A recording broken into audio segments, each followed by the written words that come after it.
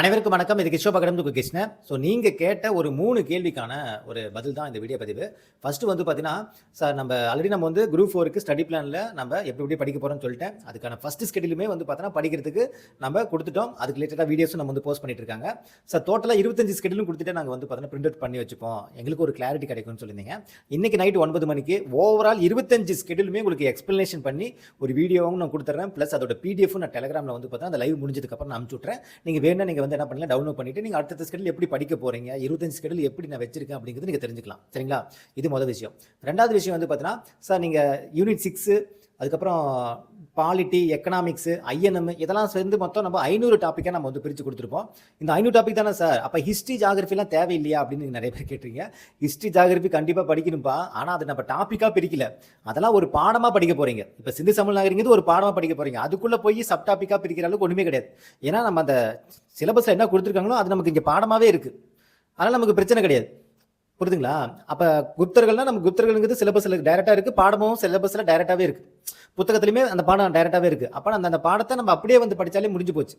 அப்போ ஹிஸ்ட்ரி பொறுத்த வரைக்கும் உங்களுக்கு பாடமாக தான் இருக்கும். அது சிலபஸுக்குள்ளே நான் இதில் ஸ்டடி பிளானில் நான் வச்சுட்டேன்.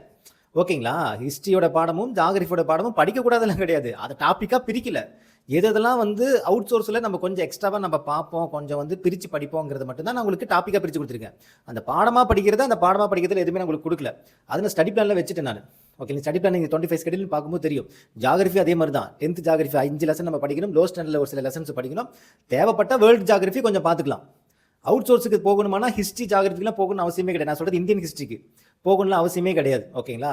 ஏன்னா நம்ம ப்ரீவியஸ் கொஸ்டின் பேப்பரில் புத்தகத்தில் இல்லாத தகவல் ஏதாவது கேட்டிருந்தாங்கன்னா அது ரிலேட்டடான தகவல் ஏதாவது இருந்துச்சுன்னா வேணால் நம்ம கொடுக்கலாமே தவிர எல்லாத்துக்கும் நம்ம அவுட் சோர்ஸ் போய் படிக்கக்கூடாது.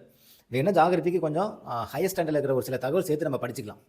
புரியுதுங்களா? ஸோ மெயினாக அவுட் சோர்ஸுக்கும் ப்ளஸ் கொஞ்சம் எலாபரேட்டாக படிக்க வேண்டியதுங்கிறது வந்து பார்த்தீங்கன்னா நான் சொல்லக்கூடிய இந்த 3 யூனிட்டில் தான் எக்கனாமிக்ஸ், ஐஎன்எம், அந்த யூனிட் 6 ஓகேங்களா, பாலிட்டி, இந்த 4 யூனிட்டுக்குள்ளே தான் இருக்குது. அதனால் அது மட்டும் நான் டாப்பிக்காக பிரித்து கொடுத்துருக்கேன்.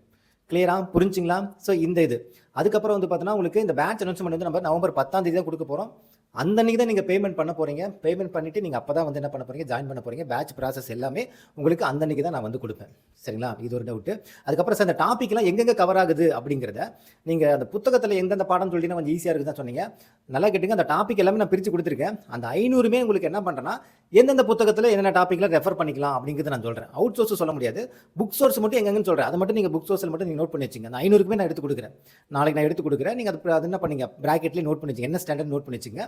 நீங்கள் படிக்கும் போது புக் சோர்ஸுக்கு புக்கில் படிச்சிங்க, அவுட் சோர்ஸுக்கு நாங்கள் கொடுக்கக்கூடிய வீடியோவில் கண்டென்ட்டை எக்ஸ்ட்ராவாக பார்த்து நீங்கள் நோட்ஸ் மார்க் கூட எழுதி வச்சுக்கலாம். அது உங்களோட விருப்பம் தான். புக் சோர்ஸும் நீங்கள் நோட்ஸ் எடுக்கலாம், இதையும் நோட்ஸ் எடுக்கலாம். ஆனால் நான் ப்ராக்கெட்டில் எங்கே படிக்கணுங்கிறது நான் சொல்லிடுறேன். ஓகேங்களா?